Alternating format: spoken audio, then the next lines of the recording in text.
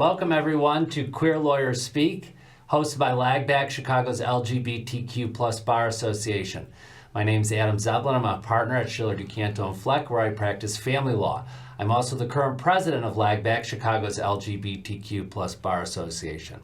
Today we're going to be discussing the completely tax-deductible part of LAGBAC, the LAGBAC Foundation. And here with us is the Foundation's president, Nick Furtwengler. Thank you, Adam. Hi, Nick. And fellow board member, both on the association and on the Foundation board, Gavin Quinn. Good morning. Good morning. All right. Nick, why don't you introduce yourself to the audience? Sure. My name is Nick Furtwengler. I'm a tax senior manager at a firm called Miller Cooper & Co. Here in Chicago. I've been the president of the LAGBAC Foundation for 3 years now. Was involved with the LAGBAC Association for a number of years, and happy to be here. So thanks for hosting us. Well, thanks for being here. Gavin, why don't you introduce yourself to the audience? My name is Gavin Quinn. I am currently Assistant State's Attorney with the Cook County State's Attorney's Office. I primarily, I'm assigned to the Internet Crimes Against Children Task Force, so I primarily handle child sex-related cases and Internet-facilitated crime. But I've been a part of LAGBAC, the association, for pretty much my entire law school and legal career. So I've been a lawyer for about 8 years, so I think I've been with the association probably about 10.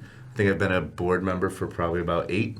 And then as far as the foundation, I've been tangentially involved, but as a board member, I think probably for about the last year or two, I think I've been on the board for the foundation. And you learned everything you know about the practice of law from your mentor. That's right. Me. Right. You were my law clerk back in 2012 at the State's Attorney's Office. Yes, everything I do is because of you.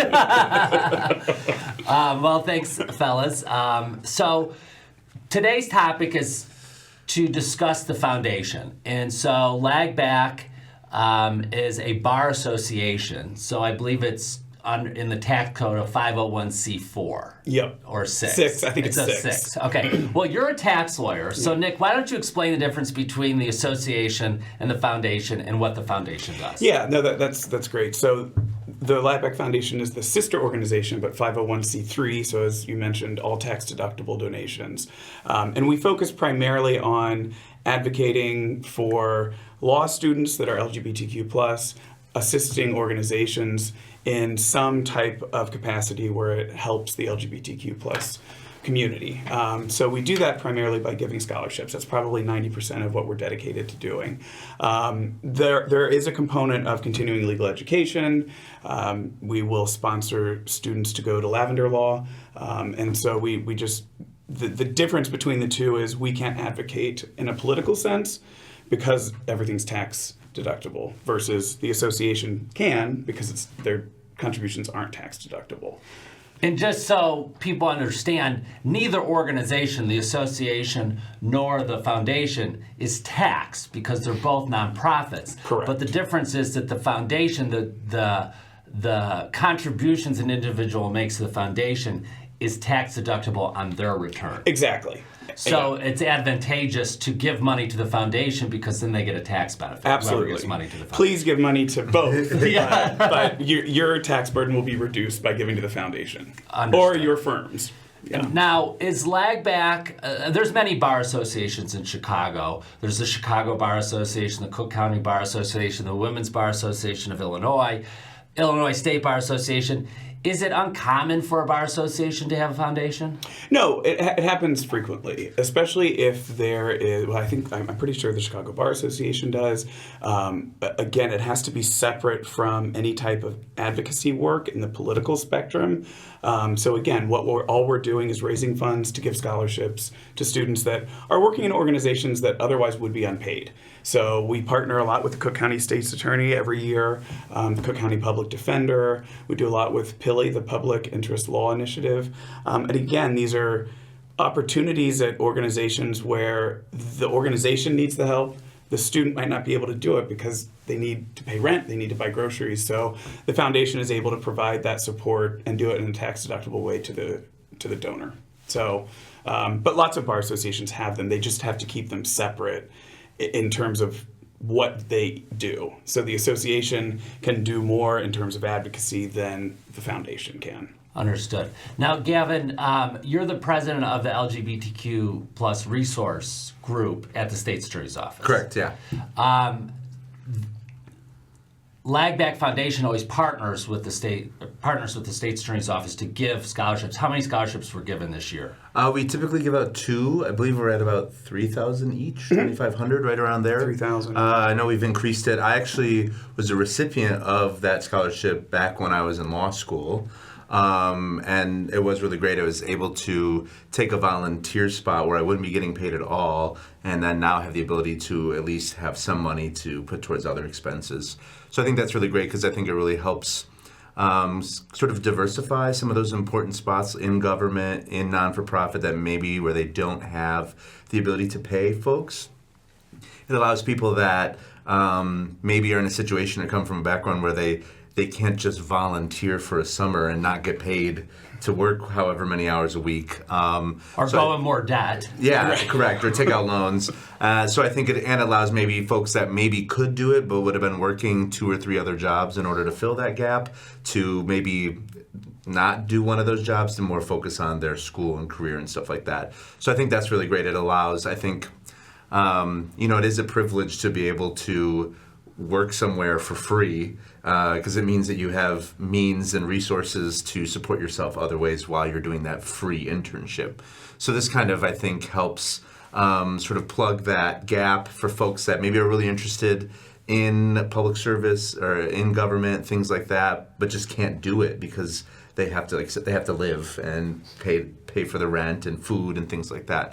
So these scholarships, I think, are really helpful in not only bolstering our diversity in terms of the community, but also just giving access to a lot of people that maybe wouldn't be able to do those jobs or things like that. Or maybe I'm sure there's many people that would have never been able to do that and weren't even interested in it because they couldn't do it. And then they get this opportunity and find out that it's something that they really want to do and kind of pivot in their work. Yeah, what people don't understand is, if they're not lawyers watching, is that after each year of the 3 years of law school, you're supposed to work in that summer period for a law firm or a government agency or nonprofit or something. And the firms pay, the bigger the firm, the more they pay, and wine and dine their summer associates. But government agencies and nonprofits don't have the ability to do that. So any law student that wants to become a government or nonprofit lawyer, likely they're not even going to get paid, or they're going to get paid very little during their summer. So this really helps people, as you were saying, Gavin, bridge that gap. So that's great. So you were mentioning Lavender Law. You also said that there were stipends to law students to attend Lavender Law. What's Lavender Law? Yeah, so Lavender Law is put on by the National LGBT. Thank you. I think they just changed their name not too long ago. Yeah. And it's a conference every year that firms and government agencies, all types of organizations, will send people to recruit for either summer associate positions or full time.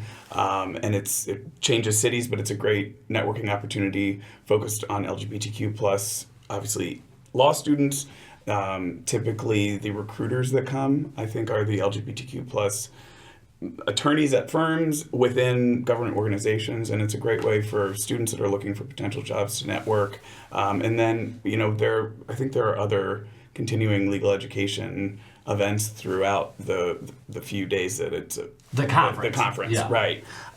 So LAGBAC Foundation provides a stipend each year for students who are interested in going. Because it's not a cheap conference. I went this past year. So did you, Gavin.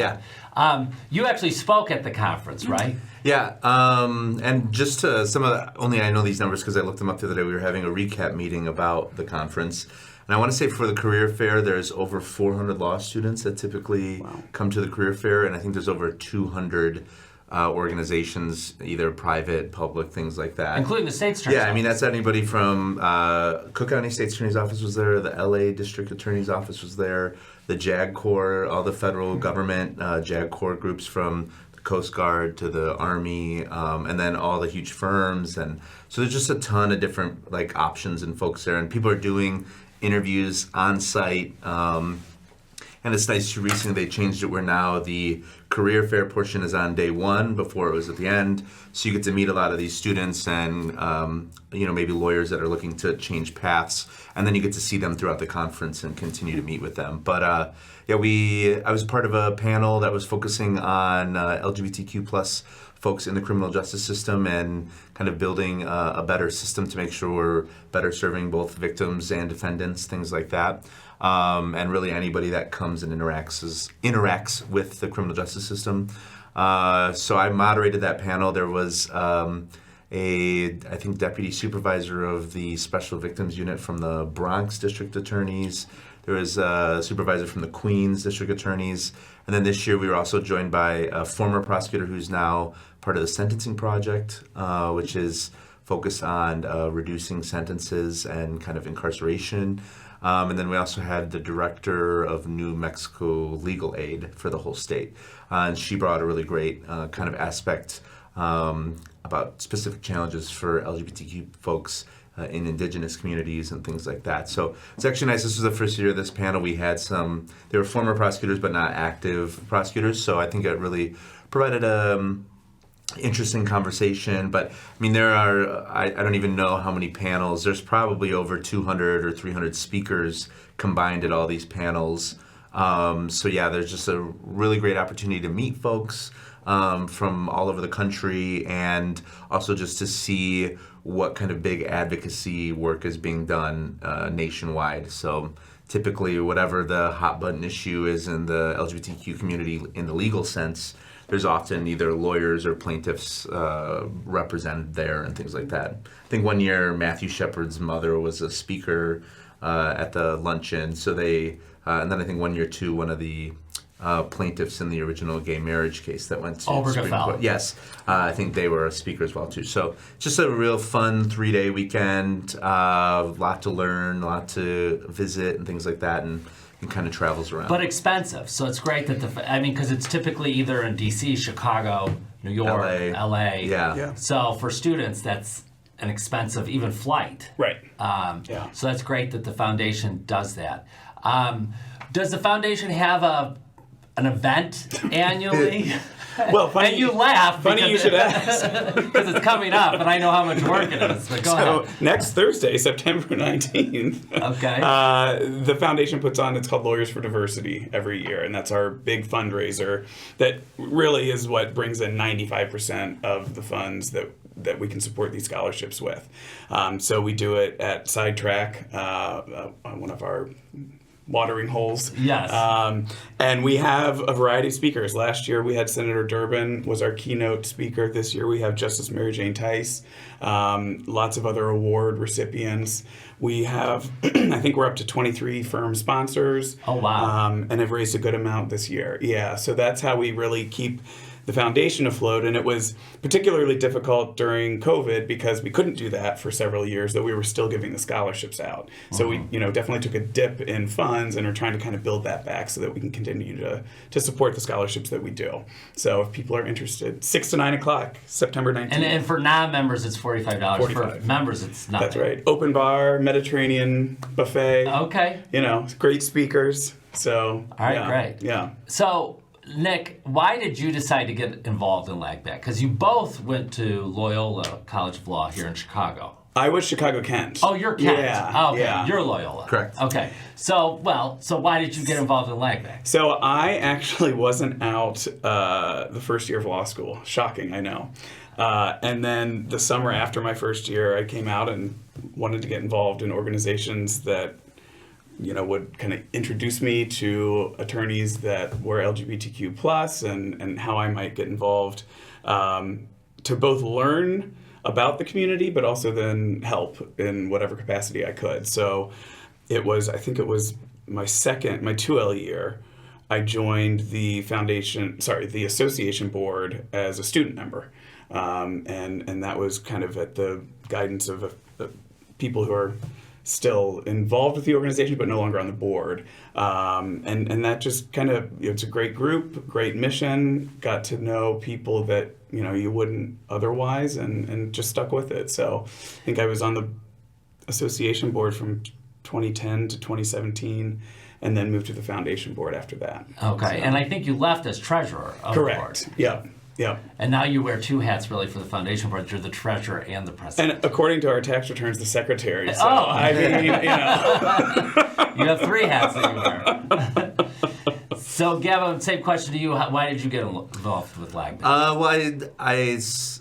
At Loyola, I got involved with Outlaw, which is the LGBTQ student organization at Loyola, and I think through that I was introduced to LAGBAC. They either came to us at a meeting or something like that, but then also obviously through my work at the State's Attorney's Office, getting to know you and other people in the office and realizing, I think it was something that in the beginning I was worried that maybe my identity would hurt my chances of getting a job. It's kind of seen as more of a conservative type job.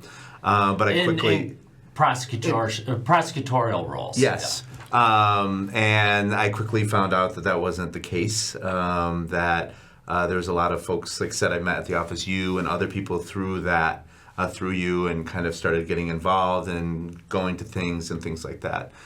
So that was a big driver for me. I also agree with Nick. It's just a great way to meet different people. I think people don't realize that even though we're all lawyers, it's all very like small little worlds where you do family law, so you know your family law people, and beyond that you really don't deal with other lawyers. And you're probably the same with tax people, and I'm the same. I'm like all criminal people. Like defense attorneys, prosecutors are the lawyers I know and hang out with outside of work.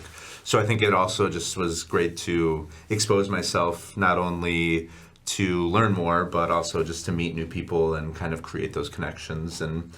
And now I've been there for, I don't know what I've said, 8 years or now. I'm rolling on. And Wait, how long have you been a lawyer? It'll be 8 years in November. So you've been on the board as long as you've been a lawyer? I think so, yeah. So you guys got me quick. Yeah, that's good. That's good. Sucked me in. And you're one of the hardest working board members, if not the hardest working one. So that was a good recruiting job, I have to say. All right, so if any young people that want to be lawyers, LGBTQ or not, what advice would you have for them? I was under the impression going to law school that you had to be, well, let me take that back for a second. One, have a plan. If you're just going because you're like, oh, this will be fun, and you know, I want to stand up in front of a courtroom in front of a judge, have a plan because it's an expensive endeavor, right? Two, I was under the impression, you got to be in the top 10% to do anything, and I did well in law school, but I wasn't in the top 10%, and have had a great career. So I think you can... I disagree. No, just kidding. I'm kidding. But you know, the type A, the type of person that tends to go to law school is always, you know, they're in the top in their undergrad there. That's what the expectation is, and one, that's not realistic given the group of people that you're now with. Right. But also it's not necessarily required, depending on what you want to do. So I think just have a more open mind about what's needed to succeed, however you define that. And I think it's a great degree that allows you to do a lot of things. I mean, I work with a bunch of CPAs. I'm a tax lawyer. So most of the people I work with don't have a law degree, and they use me because I need to be able to research and write and figure out nuanced areas of the law. Not that they wouldn't be able to, but we're better equipped to do it because we are attorneys. Right. So, and some people go to law school and don't even practice. For sure. A lot of people. A lot of actually. people. They just have law degrees. Yeah. Same question to you. What advice would you give someone considering going to law school? I would definitely agree with Nick. It is an expensive endeavor. Go wherever they give you the most money if you don't have a plan to handle that, because that is a big burden you'll carry for a long time. Like I said, I'm approaching my 10 years in civil service or in government, so my loans will hopefully be forgiven in a couple of years. But that was a big part of my calculation and taking on kind of that debt and things like that. And I'd also say, even if you're an undergrad, wherever you're at, try your best right now to either find an internship or find some sort of drop-in experience, or go, if you have a family friend that's a lawyer, ask if you can just shadow. I think people have a certain idea of what being a lawyer is, and I don't think that's necessarily the reality. And not in a bad way, but it's just different than you think. I also think, too, having as many of those experiences as you can will also help you realize that there are different types of lawyers that do wildly different work. So I'm sure, Nick, like, how often do you go to court? Well, I don't anymore at my current firm. When I was at McDermott, Will & Emery for a number of years, and would once a month, maybe. Yeah. And I'm in court literally every single day. I go in front of the judge, I do whatever. I'm not necessarily litigating, but I'm physically in court doing something, stuff like that. So there's a little bit of something for everybody. There's some lawyers that have never been to court as a lawyer in their entire career. Right, and never will. And never will. Yeah. And So- they like it that way. Right. So there's just a lot of options. So I think make sure you really look the whole picture, that there might be, you might think, oh, I never want to go to court, I can't be a lawyer. Well, there might be a spot for you. And same thing if it's like, well, I want to be in court every day, there's also a spot for you. So I think that's a big thing. And then also, I always say I give like the biggest props and biggest accolades to people that go to law school and they leave after the first year. Because I think it's a real hard thing to do, because people are like, oh, you're going to be a lawyer. It's a big kind of like, I think especially as a young person, like the status that you're trying to achieve. And to walk away after the first year because you realize it's not a fit for you, I think is a really important thing, because there's a lot of lawyers that don't do that, and they go on to be miserable lawyers, and they're miserable people to deal with, to work with, and it's I think some people feel a little trapped. So I agree, having the plan, and cutting the cord when you got 30 grand is way better than cutting the cord or not being able to pass. 200 grand. Yeah, not being able to pass the bar because you're just not passionate, or however things work out, or even you pass the bar and then you're miserable and you go and want to do and be a social worker or something, which you could have pushed that money into something like that, So I just say, don't get caught up in the aura of it all. Really ask yourself, is this what I want to do, and is this what is going to work for me? And don't be afraid to kind of branch out. I think another thing too, people go to law school, say, I'm going to be a tax lawyer. And then you take one family law class, or you take one internship because you didn't get the tax one, and it's at the state attorney's office or public defender's office, and your whole plan changes. So be open. To be fair, I'm probably the only person who went to law school saying I'm going to be a tax lawyer. Yeah, but your dad's an accountant, so maybe your dad had some influence, told you had to go to law school. Well, that's all good advice, especially with it's a big decision. I didn't really know what else I wanted to do, but it's a lot of reading and it's a lot of writing. And I have found that people that like law school like being lawyers, and the people that hated law school hate being lawyers. It might just be the personality type; they just hate everything. But I would joke, I hate reading, I hate writing, and I hate dressing up. I wear a suit every day and I read and write all day. But I really enjoy it. Like I said, I think too, what your goal is too, as far as going somewhere and advocating for businesses and making money and things like that, or going on the civil side, the civil service side, public service side, advocating for either clients or victims that are in, typically people aren't seeking out lawyers when they're having a good day. So I think it's important to kind of keep in mind that there's a ton of options. and there's a need for lawyers. Yeah, Good ones. We get made fun of enough, but a world without lawyers would be anarchy. So. Yes, exactly. All right, so what we do on the show is guests, if they feel comfortable, tell their coming out story. So Nick, you kind of already told yours a little bit, but is there more to the story? Or I mean, sort of, and it's interesting because it does actually coincide with my first employer after law school. So I was from Cincinnati, Ohio originally, born and raised, went to undergrad there, moved to Chicago for law school in 2008, was very conservative and religious in my coming here, and after spending a year in Chicago and meeting people that didn't care if you were gay or black or not white or whatever whatever Right. didn't fit the white straight male confines, it's like, oh, maybe it would be okay if I actually come out and do that. So that was the summer after my first year of law school. My first employer was Deloitte after law school. one of the big accounting firms. Yeah, one of the big four. And I had interned with them. It was essentially a long-term internship in undergrad for basically like 3.5 years, but was very much in the closet then. But I mean, they had met me, so come on. So Well, I didn't know conservative religiousness. yeah, well, I mean, you can only cover this voice up so much. So then when I started working for them after law school in Chicago, it was a national group, so it was all the same people. And they were like, I was uncomfortable telling them. So I was definitely out in my social world, tried to be out just to my friends in Chicago and not to my Cincinnati friends. Well, that doesn't work.